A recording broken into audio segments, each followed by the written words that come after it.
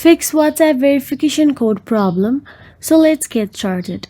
WhatsApp limits how often it sends verification codes for security and spam prevention.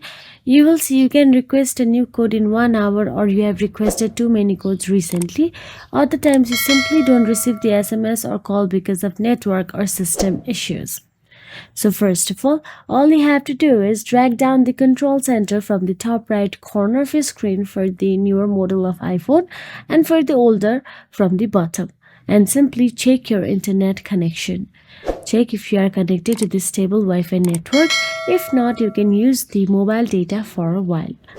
After you do so, wait out the timer. If WhatsApp shows a countdown, then try waiting for it. During this wait, don't repeatedly open or reinstall WhatsApp. That only resets the timer. Once done so, and none of these work, then you will need to reinstall the WhatsApp. Delete the WhatsApp app from your mobile device and wait for a while, almost an hour, then re-download it on your device. And that will be. If you found this video helpful, please like, share and subscribe our channel, and thank you so much for watching.